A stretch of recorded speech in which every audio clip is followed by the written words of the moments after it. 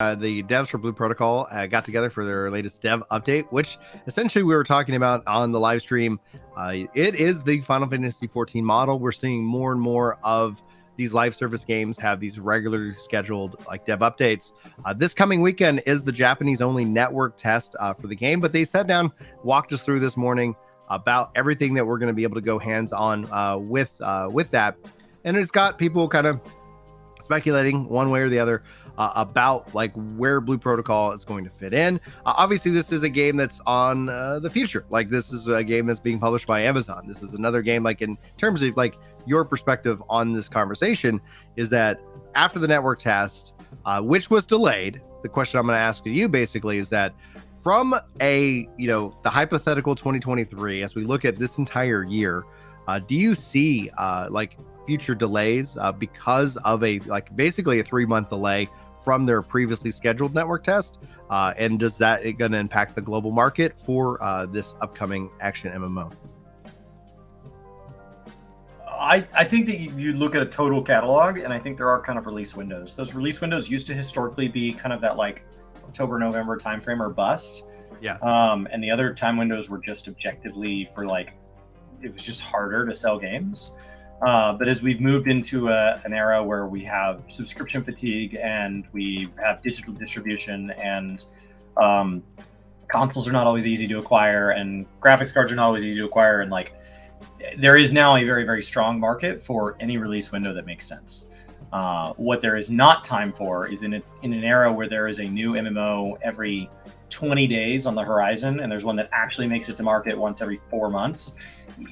You only get one first impression. Mm-hmm. So I think you delay it as many times as necessary, and all of that is forgiven if you nail a good game.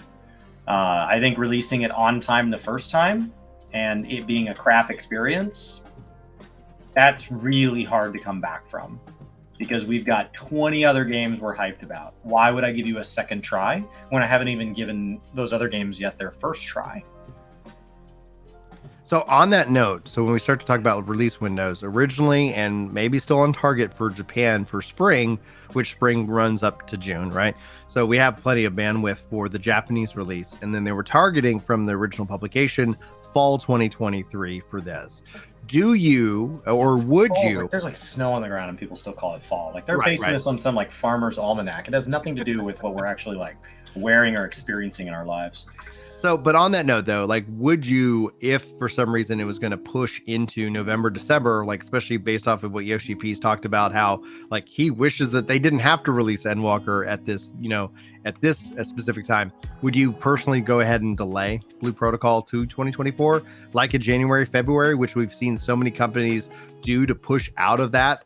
Like late October, early November, like that seems to be like the you better not launch a new IP, zone. Of time. Everything that's new IP seems to kind of shift itself outward.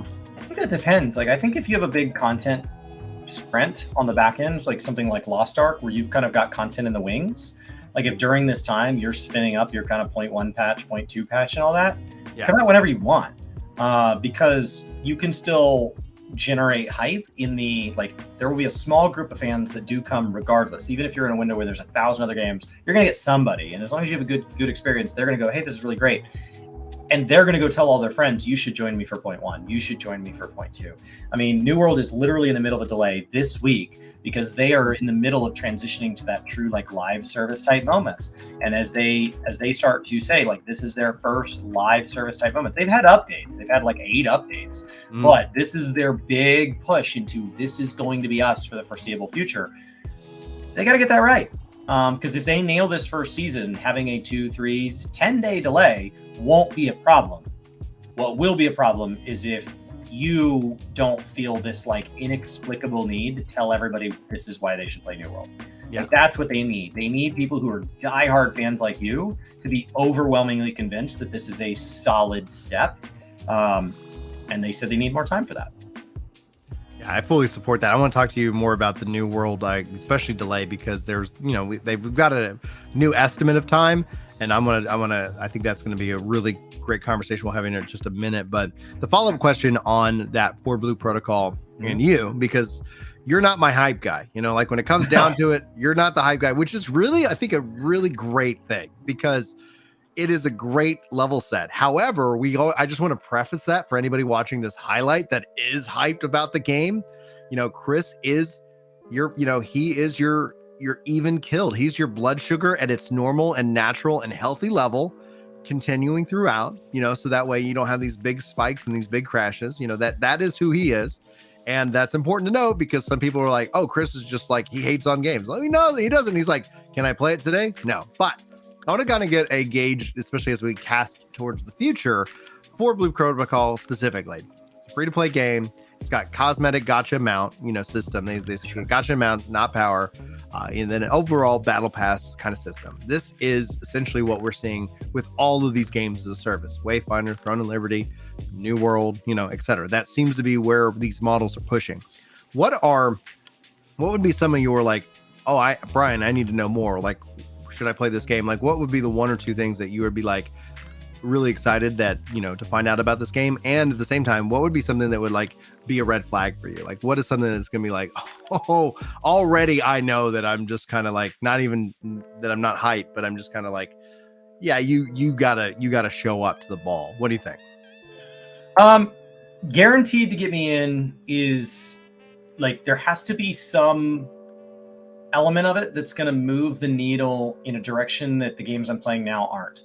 Okay. So today, Rory found out I'd never played Mass Effect, and he talked about how my save file from one Mass Effect game goes to the next.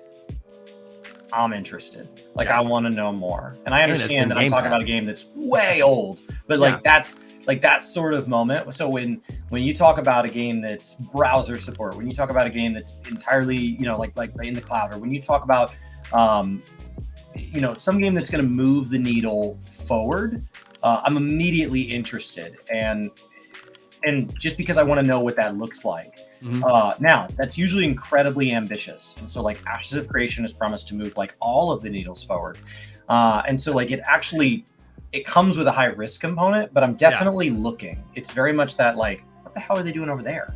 So like, that's somebody juggling fire. There's a lot of reasons not to juggle fire, but like, if you're asking me why would I look at a game that's not available, juggling fire. Otherwise, I'm just going to wait for it to be available. Like I have time in my life to play games. I have a lot of time in my life to play games, but I don't really want to use a whole lot of that time talking about games, since there are games that I could be playing. Like if I say I'm going to play WoW on Tuesday and they say, hey, the game's down for 24-hour maintenance, it's a really easy time. Like, unless I have something I want to talk about in WoW, it's a really easy time for me to play Final Fantasy 14. Like, it's just an easy time. We live in a great time in history to just play games. If I go to play Call of Duty on a Wednesday night with my brothers and the Call of Duty servers are offline, I'm not just going to sit and stare at my wall. I'm going to play a different game.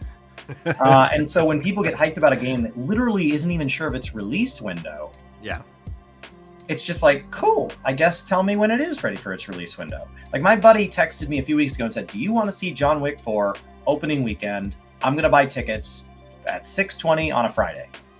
Yes. And then I didn't think about it again. Like, gone.